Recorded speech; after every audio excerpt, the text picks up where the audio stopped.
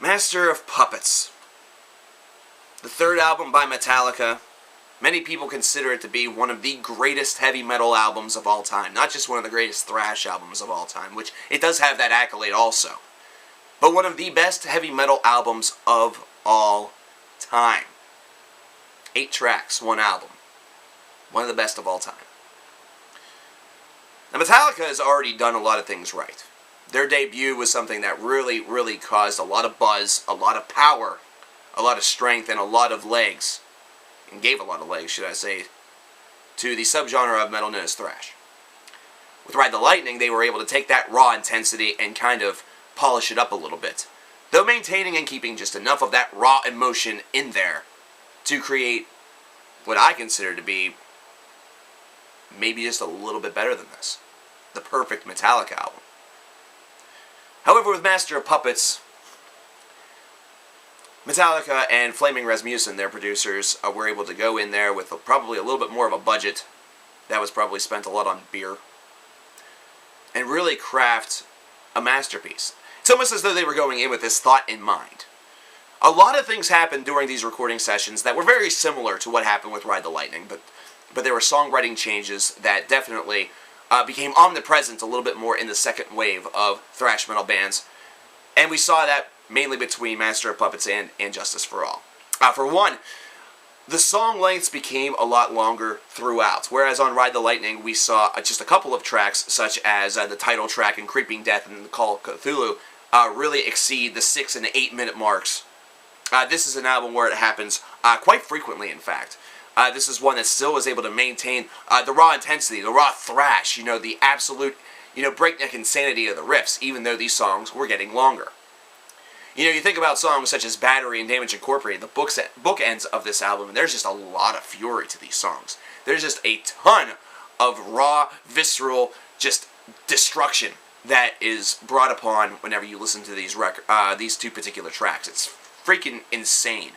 They riff so fast that if we hadn't heard things that were more insane out of grind and deathcore and microgrind and all this other stuff, I mean, imagine being alive in the 1980s whenever this album first came out and listening to it. Your mind would be blown. You would praise Kirk Hammett and James Hetfield as guitar heroes, which a lot of people still do. They still consider them icons. However, I think it's the actual song, the self-titled song, Master of Puppets, that is perhaps best remembered off of this album, principally because of the constant radio airplay that it has received and still receives to this day. With Metallica's legend growing, they needed kind of a signature song, and they sort of had them here and there, but this was the song that really proved to be the first of many signatures, and probably the one that true thrash metal fans will love and adore the most. Just the absolute, destruction of the chorus, the fantastic soloing by Kirk Hammett in the middle, the absolute classic lines. It basically was Metallica in an essence in the 1980s. If you wanted to expose somebody to Metallica in the 1980s and you didn't have words, all you'd have to say is Master of Puppets. And you wouldn't even have to mean the album. All you could say is the song. And that would be the perfect centerfold for the portfolio of Metallica. But lest we forget the remaining songs on this album. We've already talked about, 3 of them. What about The Thing That Should Not Be? Something that actually creeped along a little bit before thrashing up. Now, this is not necessarily something that's all brand new. No, it wasn't. But it was something that was a little out of the ordinary. Something that wasn't boasted so much on previous Metallica releases. Something that was brand new that came to the table. What about songs like Leper Messiah and Disposable Heroes? Long epics about certain topics. Songs that were able to really rattle on, but at the same time they didn't feel like the songs of perhaps albums of more recent variety. Whenever people talk about Saint Anger and Death Magnetic songs kind of crawling on and seeming very dull and very long and very listless and very boring, it's because they think of tracks such as Disposable Heroes, they think of tracks such as Leper Messiah, and they think to themselves that those are songs that, regardless of their length, didn't feel as long as they truly were. The one song, though, that always paints me, the one song that always paints this album for me probably in the most beautiful way, is the instrumental on this album, Orion. This is a song that I've tried to craft lyrics for before. I've been moderately successful, but in most cases they just don't come out right. This is a song that's completely and totally unique, and it's probably why lyrics were never written for it.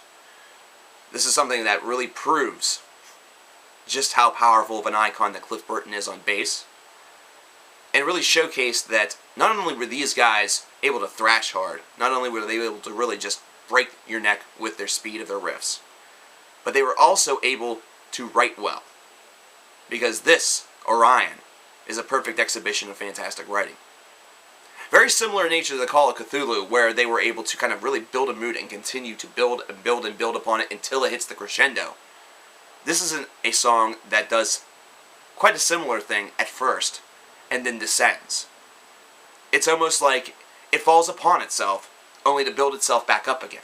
So instead of building to the crescendo, kind of like going up a roller coaster, and then going down, this is one that went up, down to a bunny hop, and then went all the way up again, only to go down. It's strange how this one slight musical adjustment creates such a huge and awesome and amazing song. One that whenever people mention Master of Puppets is always one that I have to mention. It's always one that has to be on my lips. It's one that I always have to talk about. Because this is a brilliant showcase of instrumental songwriting. This is why Metallica is a band, regardless to the comments that I've had in the past about recent albums and about their decisions as of late, I will always and forever respect. It's songwriting like that that proves why they are in fact legends, and regardless to what they do from here on out, that status will never really be ever be able to be taken away from them, because they've done things like that. From front to back, this album is flawless. I still like Ride the Lightning just a pinch more. Just a pinch. I mean, it's really damn close, ladies and gentlemen. Coverkillernation. But either way, Master of Puppets is definitely one of those albums that is extremely important, not only to the history of heavy metal, but also in its development in the future. Some of the principal components of Master of Puppets, as I said earlier, were exhibited beautifully by second wave bands, and the name that comes to mind directly, and perhaps most radiantly, is the band Heathen, with their second album. Their second album really showcased the ability to make long songs, long compositions, feel very short. Not to mention, just pack a lot of punch with their songwriting, which is something that is exhibited greatly amongst Master of Puppets and the album that follows it. But a bridge, unfortunately, must be gapped. Or should I say, a gap must be bridged. Unfortunately, throughout the touring process of Master of Puppets, we lost a great man, we lost a great friend, and we lost an icon. We lost Cliff Burton.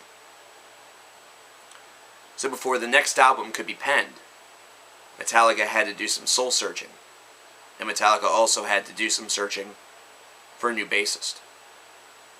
At this point in time, you could argue that they didn't even need to go on. They had released 3 classic, landmark albums. Metal could have taken it from there.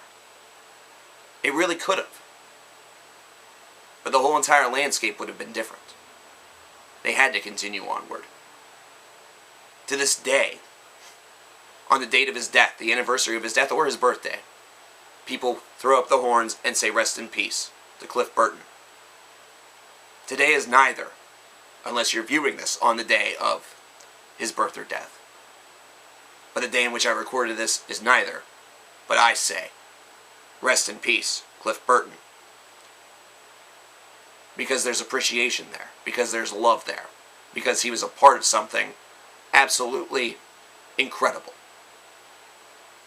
The duo of albums Master of Puppets and Ride the Lightning are definitely 2 of the most important albums in metal history. But now it's time to find out, in the next video, with the next album, how Metallica would be able to react and get over loss. Stay tuned.